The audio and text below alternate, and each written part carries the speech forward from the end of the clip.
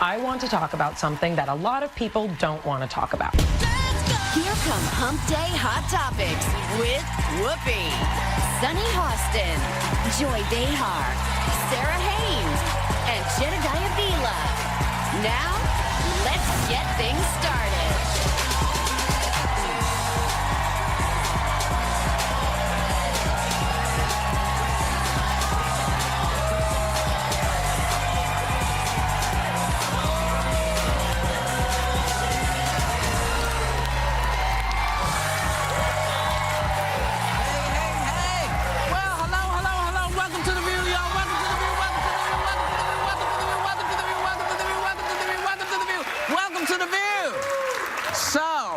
I'm sure you all have heard, but FBI Director James Comey's been fired. Well, but specifically for the way he handled the Hillary Clinton email investigation. Now, this is kind of a little bit of a sharp turn from the way the current administration used to feel about him. Take a look. It took guts for Director Comey to make the move that he made in light of the kind of opposition he had. I respect the fact that Director Comey was able to come back after what he did. That the laptops of Clinton's top aides, which had been slated for destruction, were not, in fact, destroyed. Good job by the FBI. He's become more famous than me.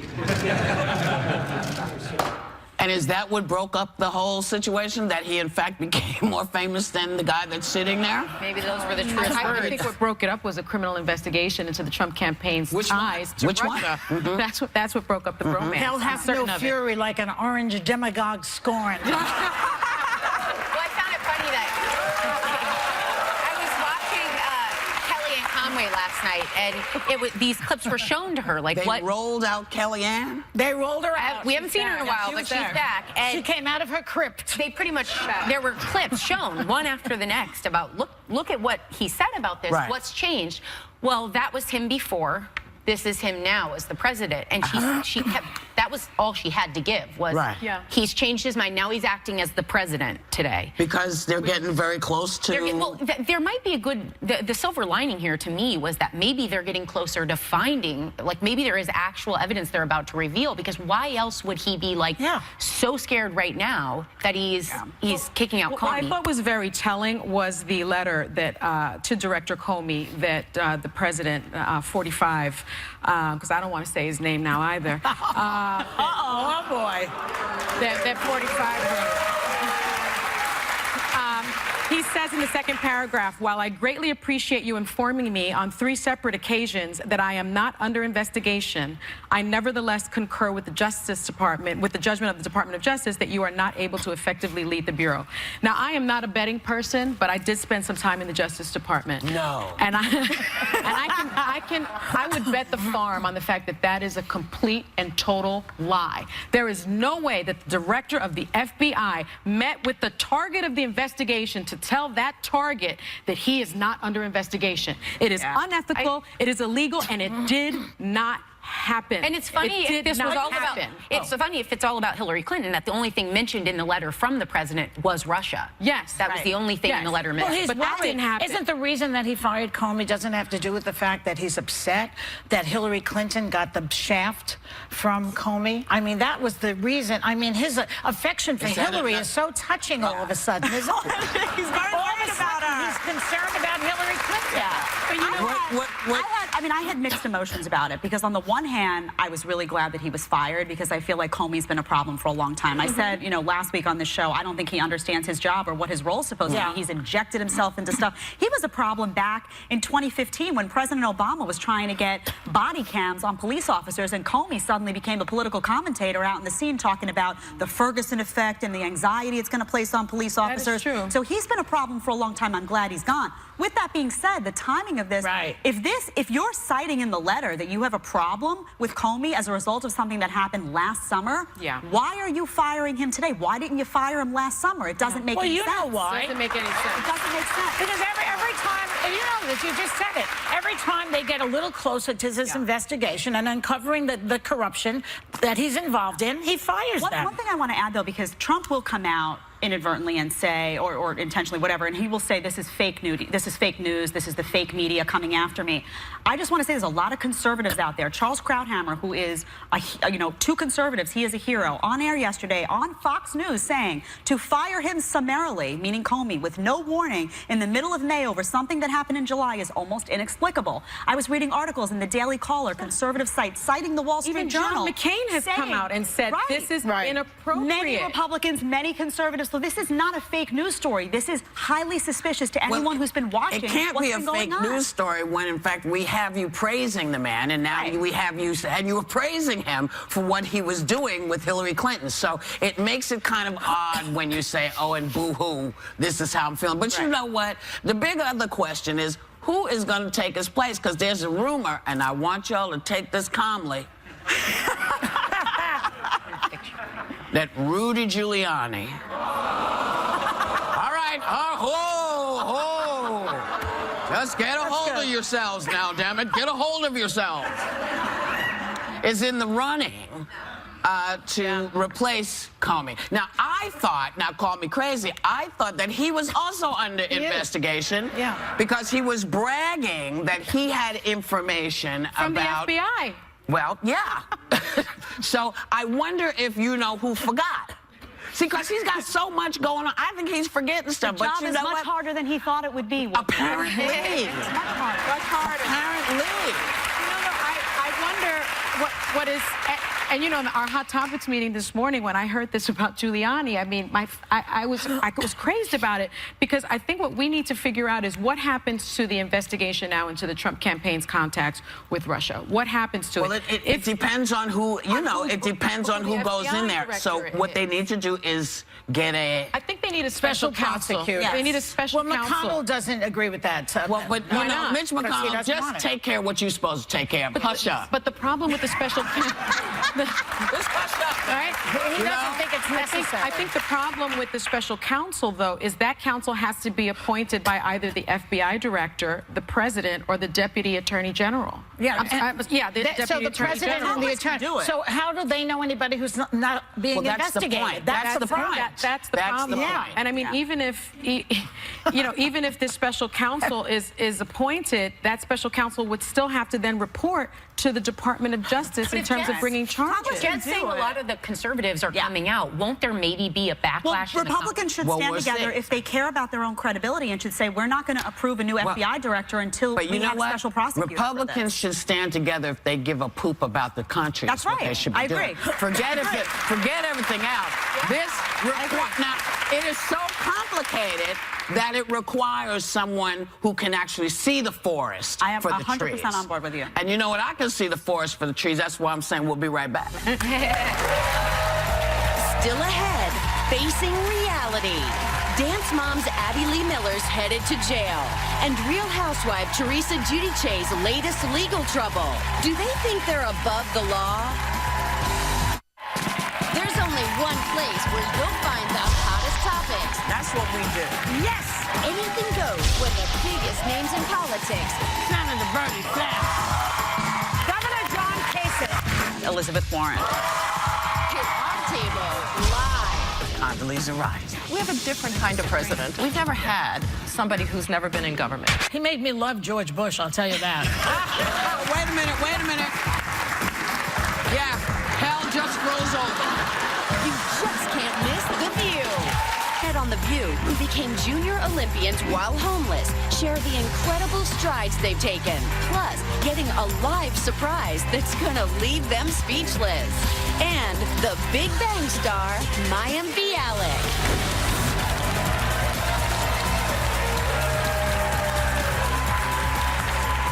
So, Dance Mom's star, Abby Lee Miller, is, I'm sorry for laughing, I thought somebody just keeled over behind her, is heading for jail for bankruptcy fraud and money laundering.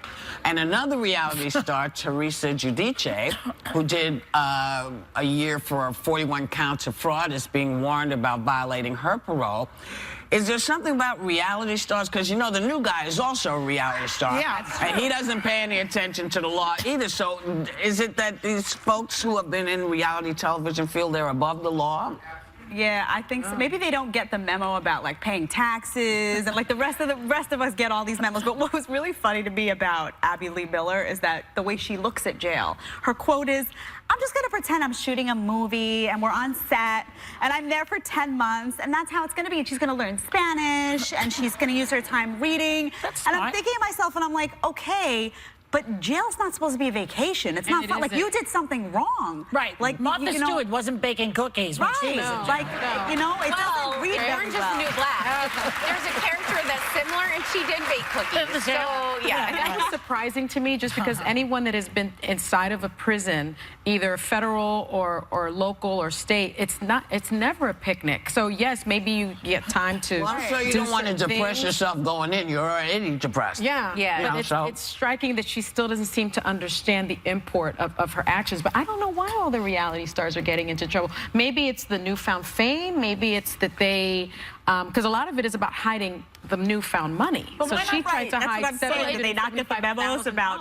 Well, You they're, know? I don't like her, reality but- TV stars. yeah. They're taped a lot. The fact that they don't think they'll be caught is Well, they make a lot of even money more doing it, cool. and it's usually new money, and they may not know how to deal with it. So it could be the pressure of that. I don't really like her. I've seen the shows. She seems to be nasty to the kids sometimes. Did you see it? I used to like the show. I'm gonna admit. I used to enjoy I the would show. also say that why not learn something? Do you ever see the movie The Birdman of Alcatraz? The guy became an expert on bird behavior while he was in San And Quentin. he was in there for life. And he was in there for life, and it's something that was really useful I to think that's fine, ornithologists. but just the way she said it almost minimized that she had done something wrong. Yeah. She had gotten caught, and it's not supposed to be fun. You can go in there and have. I just think she's going, okay, I'm taking a new attitude in there. I know I'm going to be in there, and so I'm going to make the most of this time because I don't get a break. Someone was going into jail, and I'm quoting this off the top of my head, was going to get the surgery to lose weight because they thought, they're not going to right eat before as much. going in? Yeah, and I thought that's also maybe Was that her? No, it wasn't her, but it was about I'm going to get that surgery because you're not going to have good food options. I think it was. I think the don't rumor know. was her. We'll look it up. We'll let you know because we're going. We'll be right back. I mean, a year of that.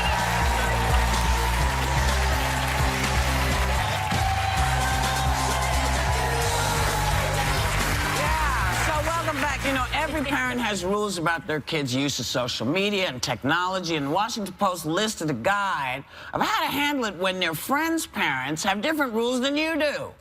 I mean, is it as simple as remembering you're the parent? Call me crazy.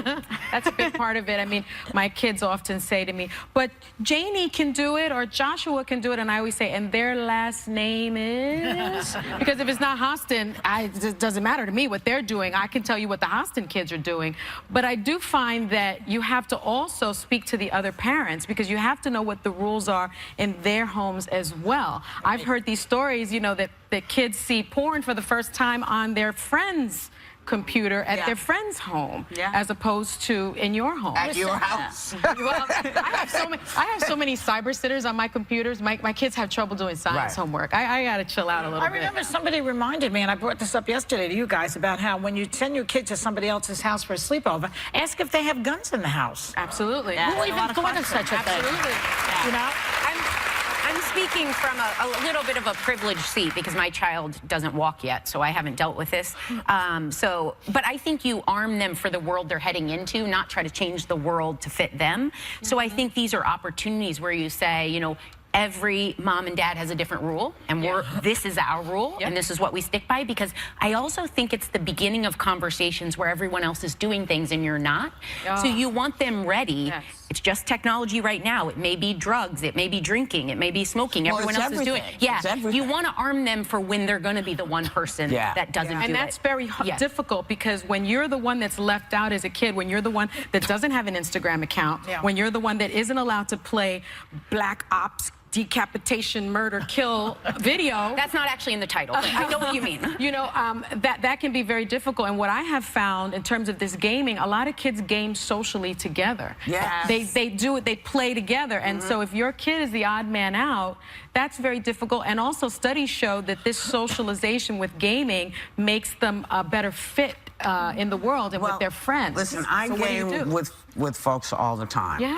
And that can be a good I think, thing well, it can be a good thing for kids, but I think that the biggest responsibility here always lies with the parent, because when you start your kid out by saying, you know, my mother was very clear.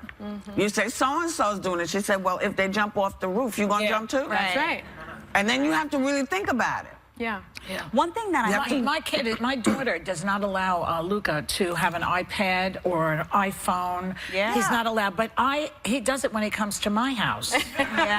So now the kid's like, Nana, when are you coming out? I don't know if he loves me or my iPad. Well, just know that it's easier. He likes you a lot. Yeah. I've spoken to him.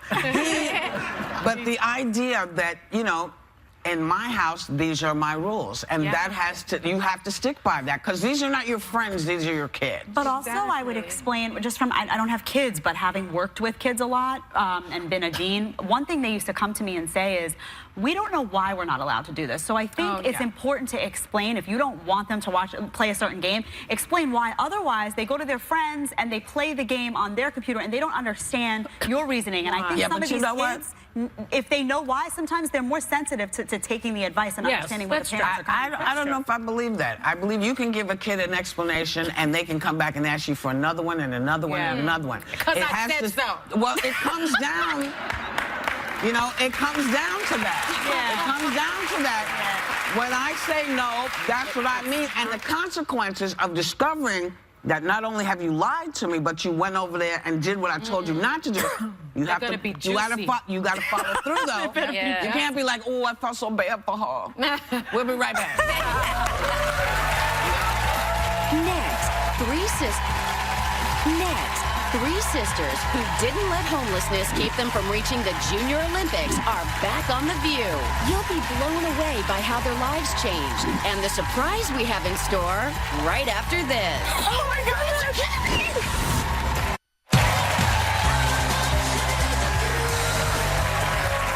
Today we're going to do a little catching up with a family we met on The View whose strength and determination personify what it means to be champions. But first, let's check out their story one more time. My name is Tanya Handy, and I'm the mom of 9-year-old, 10-year-old, 11-year-old Tyrone and Brooke Shepherd, and they are the light of my life. Get your bottles ready. Where we live in Brooklyn, we've been there for about 9 years now, and I had never thought that I would have to leave, but we were evicted and we ended up in a homeless shelter. It's really harsh for us because we would have to keep packing and unpacking. When I tried to sleep, Mom woke me up because we had to keep moving around, and then so I was tired most of the whole day. And I was also really hungry. I work a job that pays only minimum wage, and so I have to explain why I can't afford certain things. But I let them know that I'm always trying. It's very hard. She just gives everything to us, and she doesn't really buy anything for herself. I feel weighed down sometimes, but I try not to give that to the girls. My biggest fear right now is that they would give up on me and I guess lose hope in my ability to take them further than this. I first got the girls into track and field because they are very competitive. I remember taking them to school and they would race a whole block to school. My favorite event is the 80-meter hurdles. I love the 3,000. My favorite event is the high jump because sometimes it makes me feel like I'm taller than my sisters. The Shepherd sisters, they qualified for the AAU Junior Olympics this summer, and their mother said they never ran or did any sports before. So that's kind of amazing. Rain won the 3,000 meters for her age group, and it was tremendous. Ty came in second in the 80-meter hurdles just by a hair, and Brooke came in second in the high jump, and we don't even have a high jump pit, so how amazing is that? Welcome. Sports Illustrated contacted you girls to tell you that all three of you have been named Sports Illustrated Kids 2016 Sports Kids of the Year. Now, you haven't seen yourselves on the cover, is that right? No. Well, it's lucky for us that we know some people over there. And take a look. There you girls are on the Jumbotron in the center of Times Square.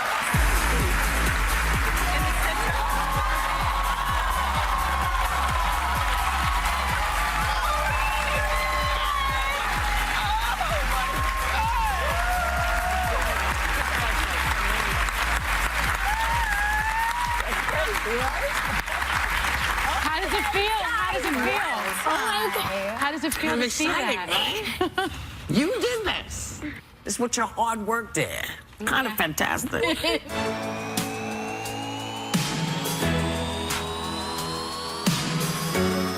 Tanya, Tyler said he's going to find you and your girls a place to live and pay your rent for the next 2 years. Oh my God! Oh my God! You're kidding me! That's from Tyler. Okay. I love him.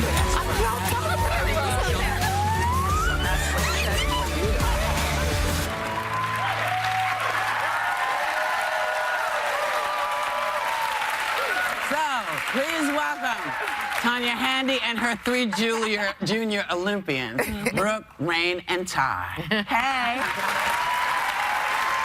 So, Tyler reached out to us after y'all were on the show, and tell us what happened once you found that out and what went on. We were so happy and so grateful to hear. I knew that it was going to be a better life for us because it would give us a chance to save, definitely. And with this new job and a new apartment, this is definitely a jump start in the right direction. I'm so grateful. I remember the last time you were here, you were looking for a new job. Yes, Tell us about the new yes. job. Well, with the help of the mothers on the team, I was able to land a position in a local hospital and full benefits, better pay. And so, you know, the last time you were here, we surprised you with being on the cover of Sports Illustrated. And I hear you went to a big event in honor of the cover. Who did you meet? Did you meet anybody there? Was anybody, you know, famous there? We met Beyonce. We also took a picture with her. Wow, yeah. We also took a picture with her, and we also saw Jay-Z, and he was really cool. We also met LeBron James, and he gave us a hug before he said his speech before his award. And Michael Phelps, I saw the swimming man. Yeah, he did. Michael Phelps gave you a bracelet? He gave me a bracelet, and he told us to write our goals down so it can help us achieve them. Because you can focus on them. That's right. We met his wife, and we saw pictures of his kids. Oh, nice. Very nice. Tanya, you and the girls say that you've learned a lot from your time at the homeless shelter. What do you mean by that? Yes, I learned that you just can't judge a book by its cover. There's a lot of women and children in there who's working hard to get out of the shelter, and they, you know, just regular folks like you and I. It's just that we just had so much help from so many people, loving, caring people. Yeah. Hey, Republicans, don't forget that. Sorry. I just had to say it, because it's real people. It's all of us. There, but for the grace of God, go we all. Yes, right? Isn't that right? You were working a minimum wage job. Yes, yeah, I had yes. Well, now I have a better job by the grace of God. Yeah. And the beautiful Tyler Perry is going to pay my rent for 2 years. How can you not beat that? No, you can't. You can't. Well, maybe. I don't know if we could beat that, but we could maybe pile on top of that. Because for the past 3 days, we put you and your girls up at a hotel so that your apartment could get painted. Well, thanks. Okay, what you don't know is that while you were gone, interior designer Mike Harrison has been making over the apartment. So say hi to Mike who is at your apartment right now. Yep. Hey, Mike.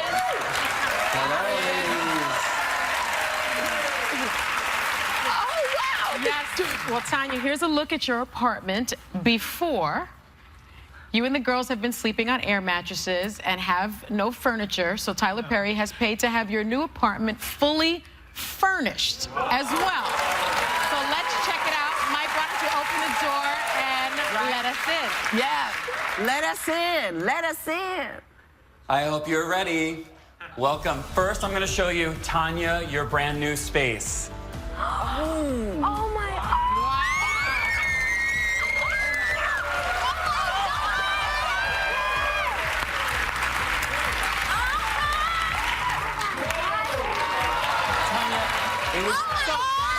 It was so important for me to create a sanctuary for you. This is going to be a space where no kids are allowed. Absolutely no kids allowed. You can shut the door. You can take a nap. You can read a book.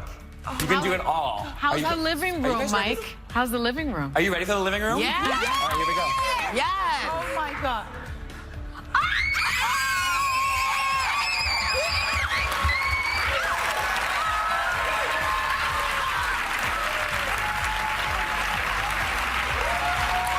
If you guys remember before, it was just a space with an air mattress in it, and now it's a fully functional living room with a dining space and place you can lounge. You could have the whole track team over if you wanted to. It was all about just entertaining and reminding yourself that this is a blessed home.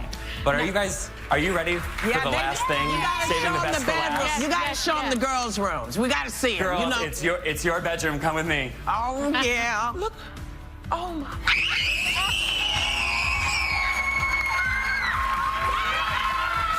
You guys, you're so vibrant, and I wanted to bring that and really reflect that in the space. You have enough trophies to show off for like 3 rooms, so I picked some great ones. I just want you guys to relax. You guys work so hard. You deserve every bit of this. I am so grateful and humbled, and I really hope that you enjoy this, and welcome home. Yeah. You're welcome. Oh my God, this is I'm just a little curious. What do you think? Is it great? It's amazing. Is it good? Amazing. Is that what you're happy? Making you happy? He's amazing. Thank you. Thank you. It seriously was my pleasure. This is the least I could do for your amazing story. I hope you girls enjoy it so much. Thank you, Mike. Thank you to the interior designer, Mike Harrison. And of course, to the fabulous Tyler Perry. And for you, for your stability and for your strength and for the power of women. Yes. We'll be right back.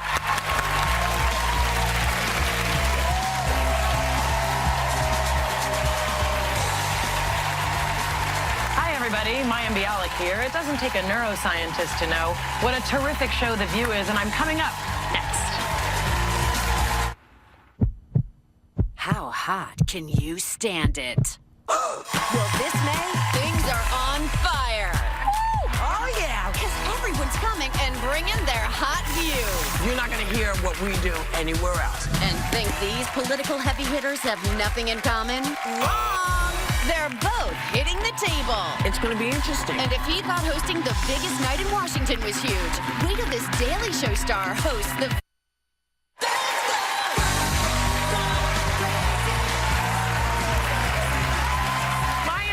Plays a scientist on the #1 comedy, The Big Bang Theory, and she's an actual neuroscientist. Can you believe it? No joke. She's really. And now she's putting that gorgeous gray matter of hers to good use in girling up, how to be strong, smart, and spectacular. Please welcome actress, activist, author, Mayim Bialik.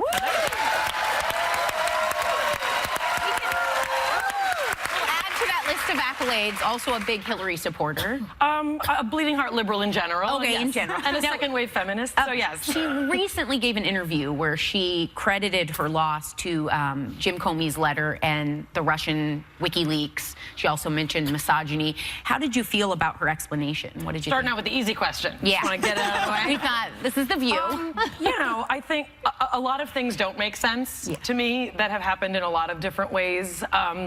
I think that it's absolutely true for a lot of reasons that our country was not ready I don't think it was just that we weren't ready for her. I think we weren't ready for a woman. And I hope to see the day when we are ready. But I absolutely felt like we clearly were not ready. And I think there are some reasons that are misogynistic, and there are other reasons that are not. But I do think that's something important to address, and I hope that it will get addressed. What do you think about the fact that President, what's his name, Trump? I forget sometimes, you know, I'm old. That he just fired the FBI director who was investigating the second him. easy question of the morning. Well, you know, you're a smart girl. That's why we're asking you. I thank you. You know, my feeling is I've been living in a somewhat alternate reality since January 20th, so this is all consistent with the alternate reality that It is. Good point. It fits right in. Nothing makes sense anyway. It doesn't frighten you? It doesn't. It does. Democracy and yeah, it absolutely frightens me. Yes, it tends to frighten most of us. Now you identify, this is so interesting, as a progressive, modern, Orthodox Jew. Correct. How does that play That's gotta for you? be an oxymoron. What about an easy question like, what's Jim Parsons like? But I think. How does that play for you? Do you have to explain that to people? Do you get pushback? What about working on Friday night? I don't work on Friday night. Thanks for asking. Okay. We tape on Tuesday nights. No, I think right on for Tuesday nights. You know, there are absolutely a lot of Jews in Hollywood. Like, that's true. There are a lot of Jews in New York as well. Right. And, you know, I think... And in Florida. And in Florida, that's right. All the important places. But no, I think people forget that we're actually 2% or less of the United States population. So we're actually really not pervasively in everybody's life. In Hollywood, yeah, there are a lot of Jewish people. There are not a lot of observant people. Right. That's why it's fascinating. Like to celebrate Simchas Torah and Sukkot and Shavuos the way I do. But no, I think that, you know, people can be all sorts of things. There's not a conflict for me about being an observant person or a scientist or a progressively liberal person. That's cool. So, yeah. I guess. Good for you. Now, Just me. Your book also that I'm reading, I'm absolutely loving, Growing Up, because it talks about everything. It talks about dating, sex, hormones, that stage that girls go through where they're trying to figure their life out. And one thing I loved is that you wrote that you were a late bloomer, and I identified with that because I was a late bloomer. And you say it's a good thing. Why do you say it's a good thing? Well, I say for me it was a good thing. You know, when I wrote Growing Up, I wanted to make sure that I wasn't presenting sort of my perspective on how you should go from girl to young woman, because I don't really know how everyone should do it. But what I wanted to do is, as a scientist and as someone who didn't quite fit in, I wanted to write about my experience and show some of the pros and some of the cons. For me, I was a very, very emotional child, emotional teenager, and I'm a very emotional adult. You know, the one crush I had and focused on was enough heartache and drama for me, you know? I didn't need to be like, you know, hooking up with this one and then having them like my friend. Like, I focused on one person and I wrote poems about him. It was a mess. We're very similar. Yes. I think that was enough for me, you know? And honestly, like, I also talk about, you know, in the book, there's nothing wrong if you want to, like, have lots of experiences. For me and my personality, it really worked out well. And, you know, I play a late bloomer on television, and I'm very comfortable with presenting that that's also a way that some females are. And it's not coming from a religious perspective or a political one. Just some of us take our time, and there's nothing wrong with that. You know, I started it. People appreciate that idea. We've got an audience of late bloomers here. But I started at 40. Does that count as a late bloomer? You did not. You did not. That's the easiest question you've asked. Yes. And your first kiss actually happened on screen. Correct. When you were 14 years old. So did my second. That's how late of a bloomer I was. But I think we have a clip of. Oh, swell. I guess this wouldn't help things, huh? It would help me.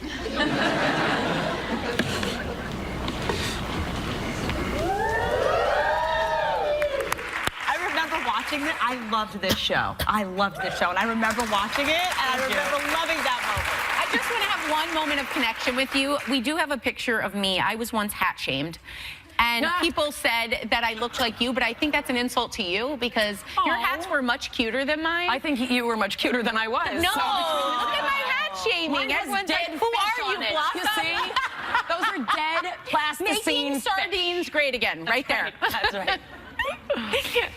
Oh, I apologize. Oh, your role is Dr. Amy Fowler on The Big Bang Theory. it's not your typical romantic lead, and inspired this book in some way? Well, so yeah, actually, kind of going back to the late bloomer thing, I have a website called Grok Nation, and Those I kisses wrote. are continuing. Oh, for Pete's sake! You can only on screen. Tell me about that conservative part. That's right. I said only on screen. Okay. No, I wrote an article for my website, Grok Nation, about what it's like to be a late bloomer and play one on TV, and how special the Sheldon and Amy relationship is. You know, they didn't have coitus for 5 years, and Great choice. well, that's our I love writers. that word, Our coitus. writers like to use What a coitus. great word that is. No, but I think it would arguably be the longest running, healthy, romantic, and intimate relationship that didn't involve sex that I've seen on television. So when I wrote that article, Jill Santopolo from Penguin reached out and said, "I love your voice. Will you write a book with this voice?" And I said, "It's the only voice I've got, sure." And that's how Growing Up was born. Well, it was lovely to see you, Maya. So nice to have you here. Thanks to Maya Bialik. You can catch her on the season 10 finale of The Big Bang Theory tomorrow night. And don't forget to pick up a copy of Mayam's new book, Girling Up, and members of our audience are going home with a copy.